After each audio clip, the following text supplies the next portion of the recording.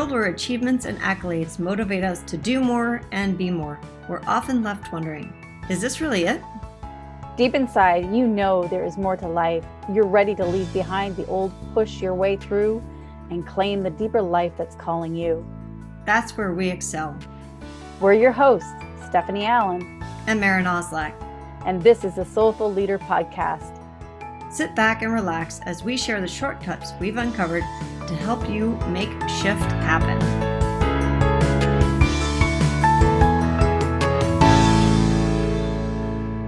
Hi, welcome to the Soulful Leader Podcast. This is Stephanie and I'm here with Maren, and we are going to talk about conflict. A scary topic for most of us, including myself. I would say I'm definitely a professional, do not want to go there. Conflict. I'm all about the peace. Yeah, I'm a conflict avoider. All about the peace. How can we make the peace? And looking at how conflict. I have a question. Yeah. Right. I have a question just from that that you started. What's the cost of being, a conflict avoider? No, it's expensive. Well, and oftentimes the reason I ask this is because it's the preferred thing, right? We're supposed to, smooth things over and make everything okay and avoid conflict. That's, the story. That's one of the stories that's out there that's like, oh, that's the best way to do things. And yet I know there's a cost. So yeah, tell me about the cost of being that person or being in that position. I'm going to back it up before I get to the cost, because I think there's an evolution that happens. I think in the beginning of conflict, we tend to be very polar in the way of like, I'm going to create conflict because I want to stir stuff up and I want to make things happen, and I'm not happy and I don't like this. And I need to fight for my truth. There's kind of that fighter in us. Yeah. And then we fight a lot and we exhaust ourselves. So there's the cost. We're absolutely burnt out, worn out. It's not working. I'm exhausted. So then we kind of ricochet to the other direction and say, oh, I don't have time for that. I don't do drama in my life. I just turn and get away from it. And the cost to that is intimacy, is discovering perhaps an amazing attribute of another person, a gift or something, but also of yourself. Like, you may not know what might happen, what might get birth when you lean into conflict, not stirring up the conflict, but not leaning out. So it's not actually conflict ourselves. It's why we're doing it and our reaction to it, our response. 100%. And then the next level would be, can we all just get along? Let's just talk about, why can't we just all get along? It's like the family, at Christmas or a family gathering. And you're like, can we just, for once have dinner in peace, but that's a cost too, because internally now then the external conflict goes internal. And the internal conflict is trying to get external. So you're in this war within yourself constantly, and you don't have an outlet for it. So I always say you're either going to blow up or implode, like one or the other, or burn out, and so what are the options? What are the alternatives? And I said, I've really been looking at that in myself and asking that question, because I think that's a real key, is being able to ask questions of ourselves. And as leaders, as leaders, we aren't supposed to know it all. We're not supposed to figure it all out. And I think that's the old paradigm. That's a conflict. Or we'll feel very lonely, It will create conflict when we think that we have to do everything or know it all. It does. It's a kind of a foundation of conflict, and not from, like we were talking about, it's not necessarily, conflict can be a good thing. It's how we grow. It's one of the ways that we grow. There are other ways that we can grow, and it's one way. So if we are in that place of thinking I have to know everything, it creates conflict that's not a growth type of, right? That we talked about, it's the why of the conflict. Am I creating the conflict so that I can grow, not necessarily, so that I can be right, which when we think we needed to know everything, now we're being defensive and we're coming from a place of, I need to be right. I need to prove myself. I need to be Oh, good enough. and that, it's so exhausting. And the ego totally starts running the ship. Mm. And it's like edging God out, or edging spirit or love out, is what ego is an acronym for me. And when that ego is in charge, it really is separating and dividing ourselves into two camps, so to speak, and for and against, and that doesn't make for love. It, I guess I'm looking at an interesting situation of what is it like, and I'm using this in my own life. Like, just recently, I have gone through a lot of transitions, both outwardly and inwardly. And one has led to the other, meaning there's been an outer change and that required an inner change. And then there's an inner change which required an outer change. And what I mean by that is, like, something in the external world happens. Recently, I had a wonderful therapist that was on board after I've had many therapists leave from the COVID, pandemic. They So had you're to talking leave. about as a business owner, one As a of your business owner. therapists Yeah, that works for you. that's right. She had to move on for different things, and what I really respect about her is that she was really honest. She didn't do it passive aggressively. I really respect her, because at one point she goes, "Oh, I'm so sorry. Am I bothering you? Or I have a question and I need to talk to you about this. Is where I'm coming from. This is what's going on for me." So all the way along, she was extremely honest, and it was uncomfortable for her. And I was very aware of how it was uncomfortable for me, because inside Mm. my itty bitty shitty committee is going, "Oh God, really? I just went through all this again, and wah, wah, wah, wah, wah, and here we go." And I had to really look at my internal conflict and just say, slow down, wait, listen. And I had to shift my internal sense of, like, instead of reactivity and fighting back, or stepping up and saying, "How dare you? These are my boundaries. How could you cross?" I had to let all that go. I had to, like, put my ego to the back seat and say, what if this was the most loving thing that was happening for all of us? I had to reshift my internal state of perception and say, what if this was love? What if this was kindness? Mm. And almost turn myself, like, from a different perspective, and just It's kind shut of up and like listen. when you're standing and looking at a room from like one side of the room and you turn, you're like, oh, there's a window over there. That's a totally different view, right? And it's just Beautiful example. a slight shift of perspective. And I go from looking at a wall to looking at a window. And there is, when you look out a window, there's a lot more possibility, Hmm. Or maybe if you're a creative type, if you're looking at a wall and it's a blank wall, hey, it's like a blank canvas, right? So like Right. shifting that perspective. Right. Now, the next level of that, I could say I could have just, shut up and got along to get along, kind of thing, which would have been an old way of doing too. But I recognize that I also, in my silence, in my being present to, okay, what wants to happen here? And what if this was the most loving, kind thing that was going to happen? What wants to happen? Then I had to look at, well, what are my needs right now? Or what are the company's needs right now? Right. Right. Because And so, you're in charge, right? Right. Well, and I'm stewarding something that I Mhm. care deeply about. So what needs to happen? It's like, well, there needs to be, communication to your clients that you've been working with. And Mhm. so it was not telling her what to do. There were questions. I was like, so what wants to happen? What do you need to do to let the clients know? Because that would be fair to them, or, what.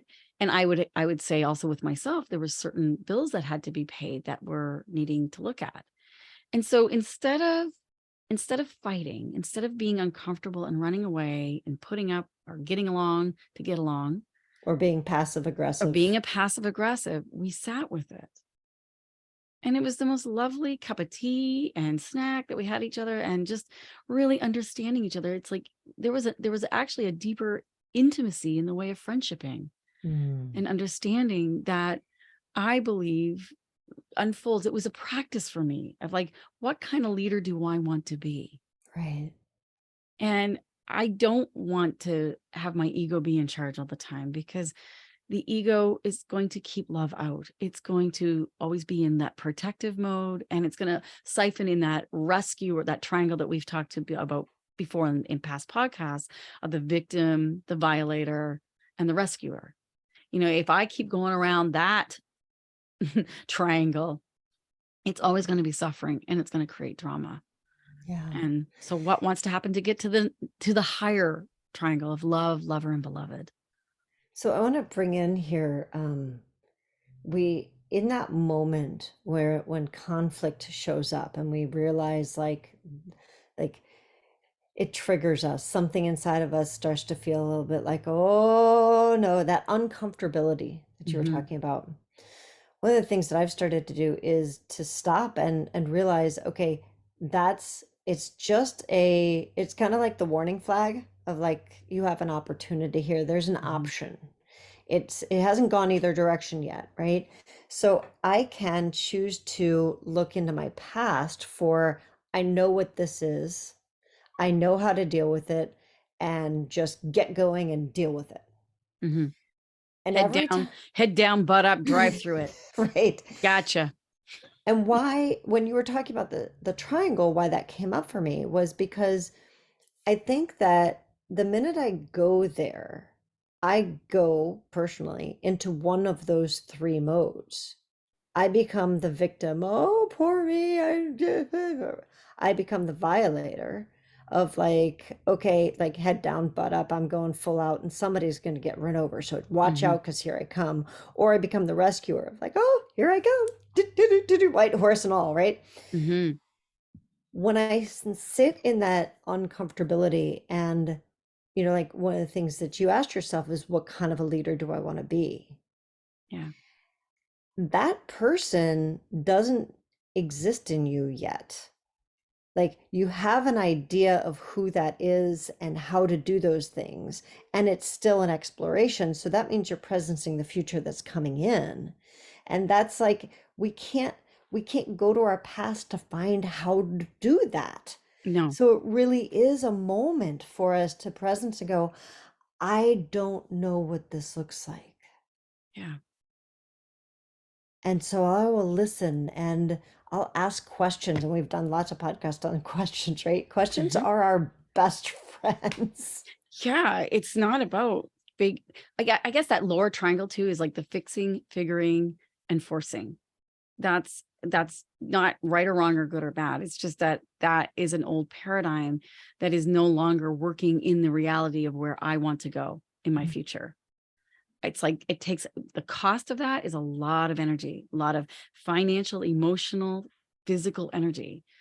It's just is there a more beautiful way to do this that is going to help me transform because I know I want to evolve.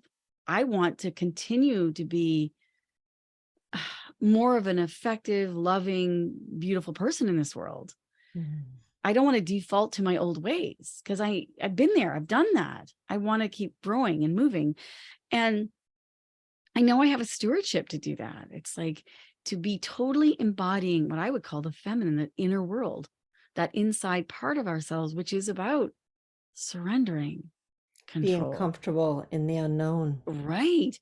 Allowing, opening to possibilities, not figuring, but simply presencing of what wants to happen. And that requires stillness.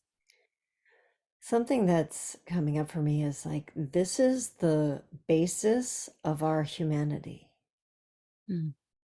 because AI, artificial intelligence, right now is showing us that it can access past information more quickly and better than we can. Of like, I type into Chat GPT and I say, I want a letter for my landlord, and boom, it's written for me faster than I could even think through it. That's past Mhm. because it's surfing data that's already existing.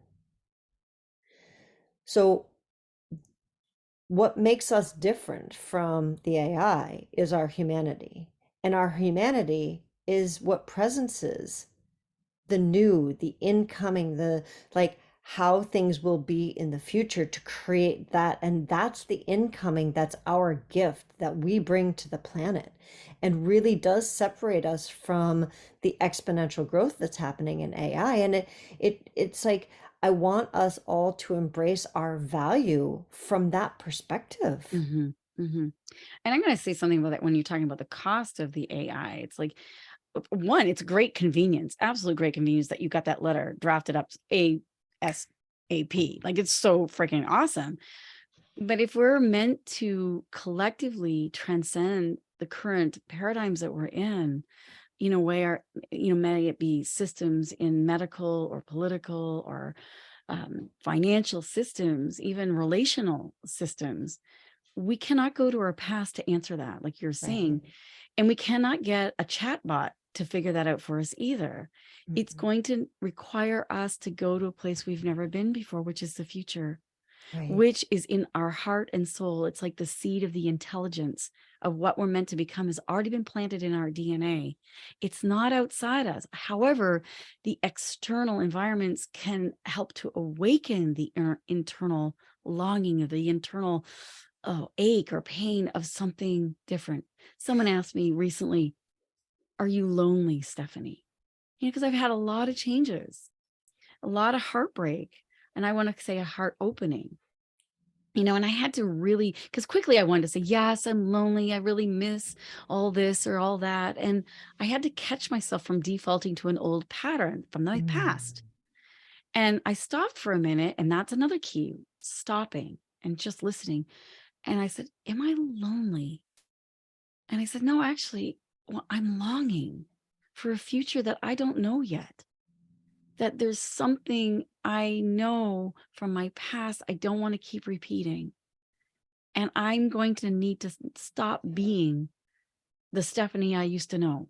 I need to let her go. And I'm grieving that too, because I got really attached to her. Mm. There's there's some really natural ways of functioning in my world that I can just default on. But I also know if I keep doing that, I'm going to keep on living the same old heartache and the same old pain. And it's like, how much is enough? Yeah. The story of, like, when you do the same thing, you get the same results. And it's true. And so, how do we start to shift those things? And that's a quality of being humble. We've got to be Mm. humbled. Ooh, humble pie, right? Eating humble pie. It's like, why are we so ashamed when we even say, oh, I've got egg on my face, or these kind of colloquialisms that we say? But really, the humbleness to go, I don't know the answer. And to me, that's true humility. So the false humility is that shame of, like, oh, I didn't know, I'm not good enough, I'm not, like, oh, Right. right?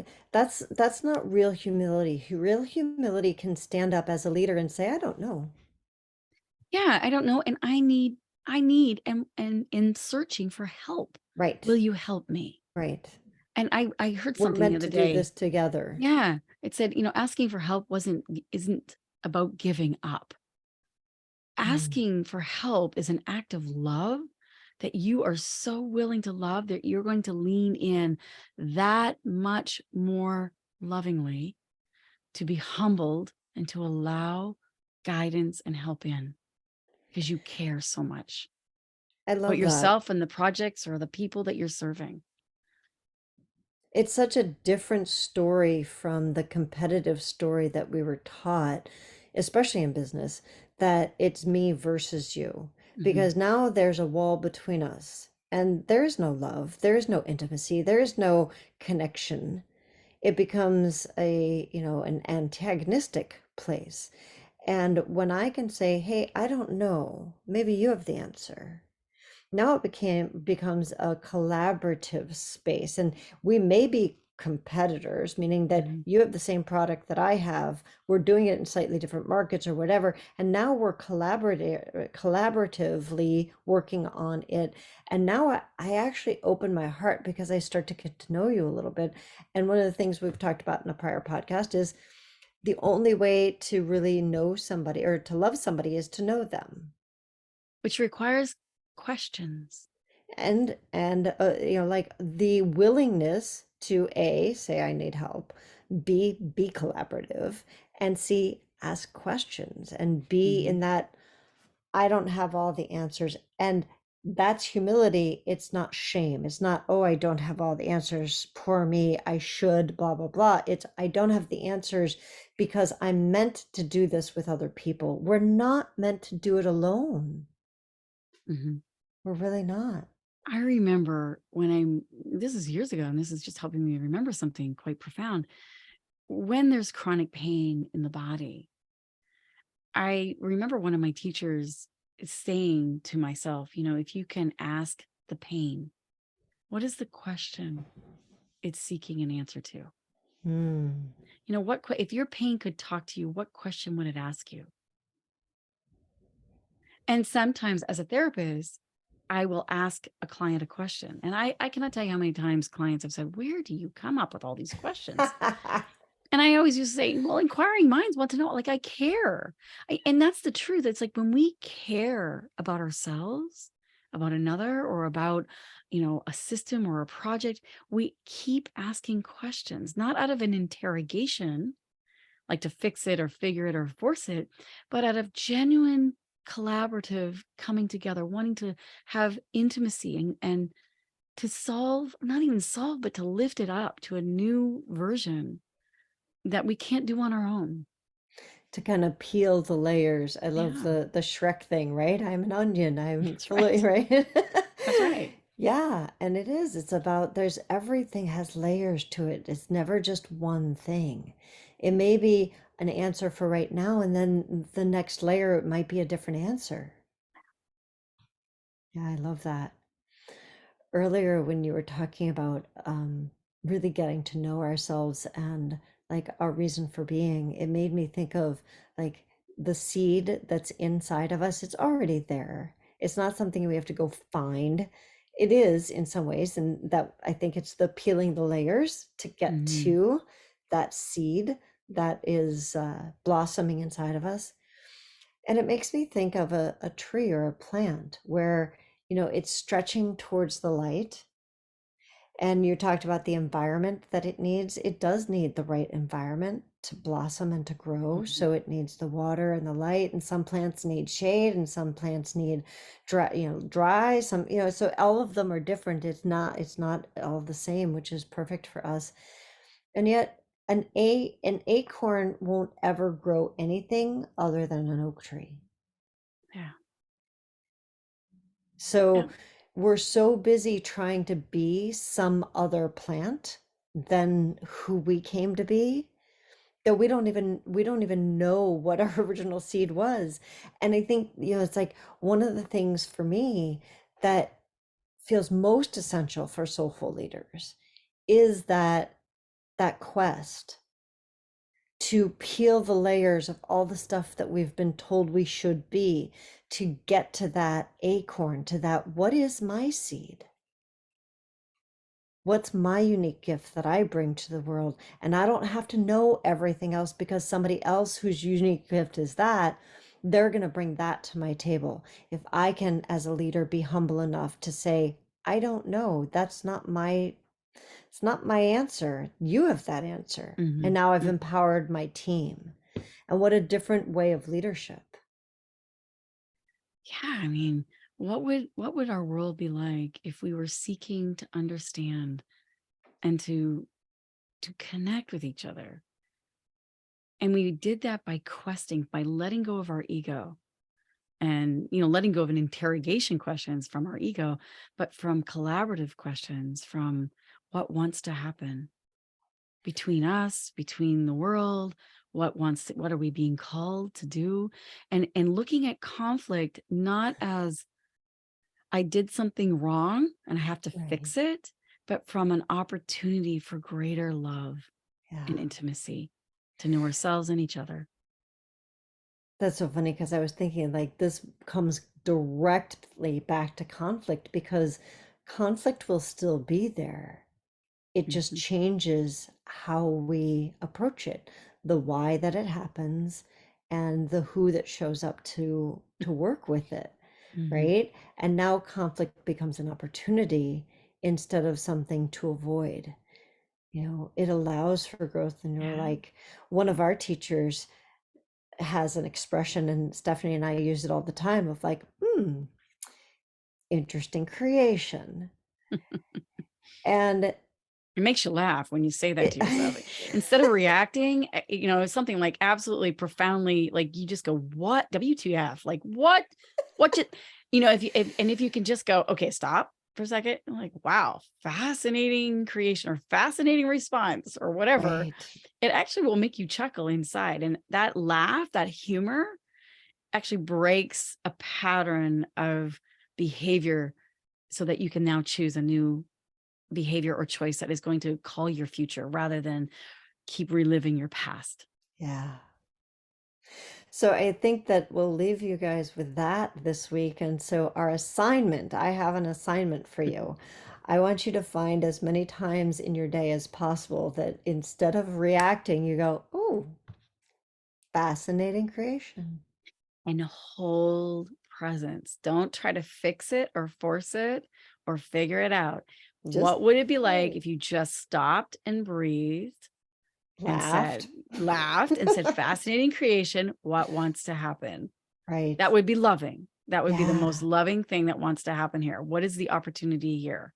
Not about me, not about them, not about it or they, none of that. Just what wants to happen. Yeah. And then don't do anything. Listen, be still. That'll be a great challenge for all of us. I think Stephanie and I are doing this with you all this week. Well, thank you for joining us. And remember that you can find us now on YouTube under the Soulful Leaders. We're still on Facebook and on LinkedIn under Soulful Leaders. So please visit us in one of those places. And we will look forward to seeing you all next week on the Soulful Leader podcast.